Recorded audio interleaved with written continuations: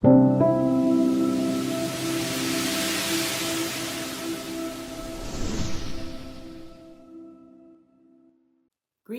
my beloveds. Welcome back to my YouTube channel. My name is Ani Cafe, and I am the Violet Flame Intuitive.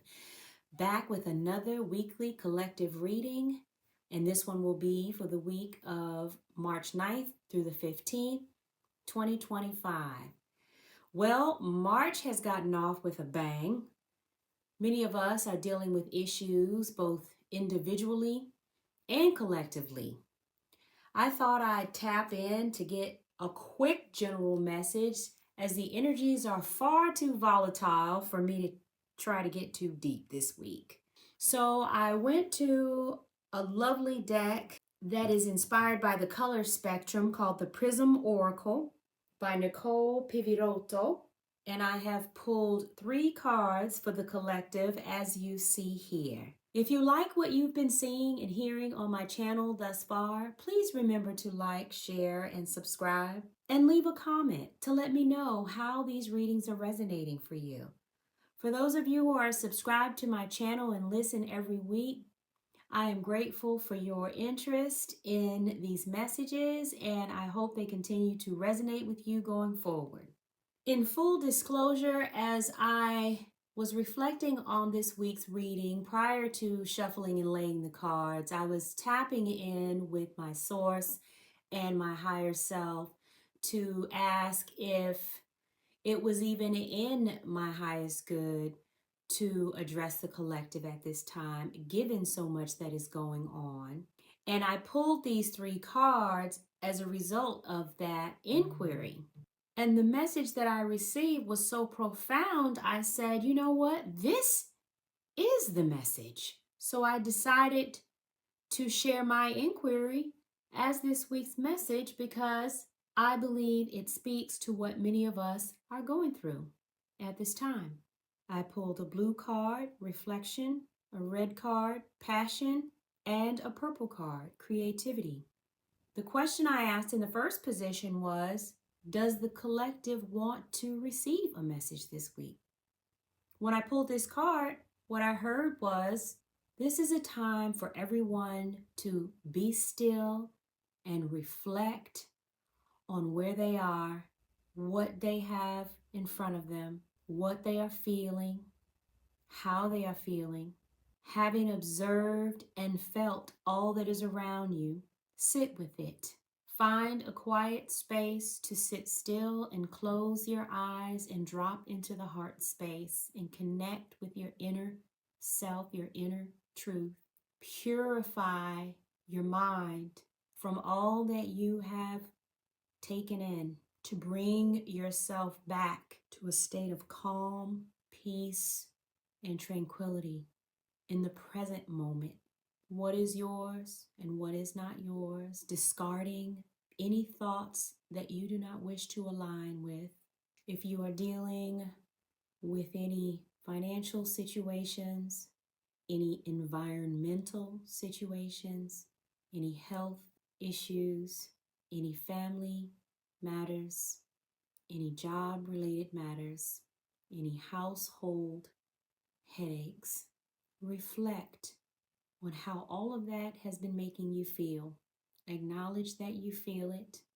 Lovingly discard any feelings or emotions that are causing you angst or stress. Forgiving yourself for being too hard on yourself. Recognizing your good intentions to be the best and make the most of everything. And giving yourself permission to let it all go. Start with this moment, right here, right now. The longer you sit, the more this peaceful moment will expand, and let it envelop you. Set an intention to come back to center. I received a message from a good spiritual colleague of mine to focus on thriving rather than surviving. When we focus outside of ourselves, we can get into the vibration of wanting to survive, responding to a fear response an imbalance in the root chakra, food, clothing, and shelter. When we spend too much time worrying about those things, we give no opportunity to the notion of thriving. We experience what we focus on. Some may have difficulty focusing on thriving because there is a guilt response to not worrying about the basic necessities. How can we not worry about those things? Ask yourself, do you have what you need right here, today, right now?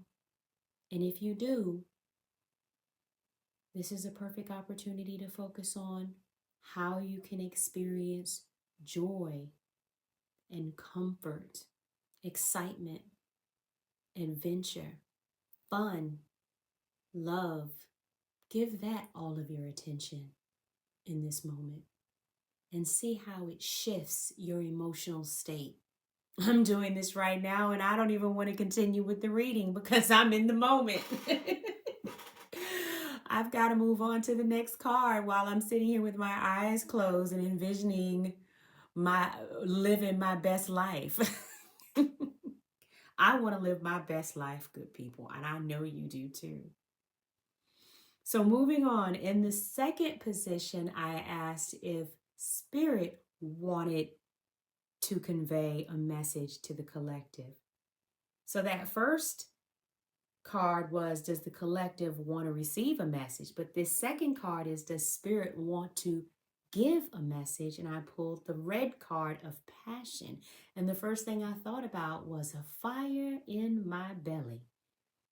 As we are dealing with fires all over the country, and some of us in our own backyards.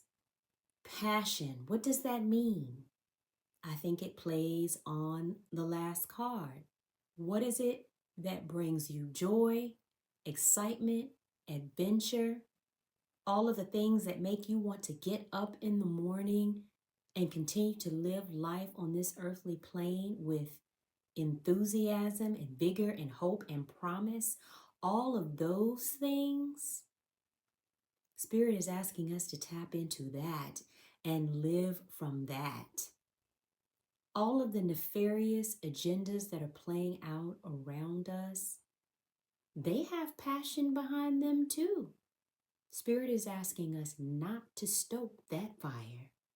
However, we need to stoke our own fires and our own bellies to tap into and align with what makes us thrive. What are we passionate to create?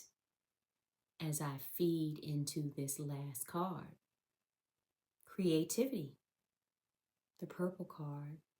I ask Spirit here, how can I best serve at this time?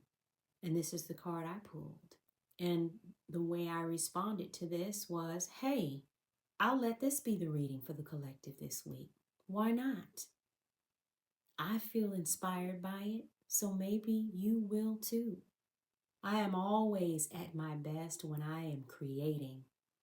When you follow your passion and you create from a space of authenticity, positivity, and overall good vibrational energies, that's when you do your best creating. How do you think babies are born? Through passion.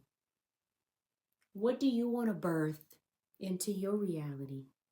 What have you put to the side because you've been distracted in the root chakra with food, clothing, and shelter worries? What projects are calling for you in the back of your mind for you to pick them up again as an alternative to scrolling on social media, as an alternative to turning on the news, as an alternative to answering your telephone when it rings? How can you recalibrate how you decide to spend your energy? Reflect as this first card says, on what you have been spending your energy on and how that has been making you feel, so that you can uncover any patterns that are keeping you in a lower vibration. The goal is to stay in the highest vibration. And the way you do that is when you tap into your passion and create from that space. When you're feeling inspired, it's important to embrace that magic and excitement and enjoy the creative process.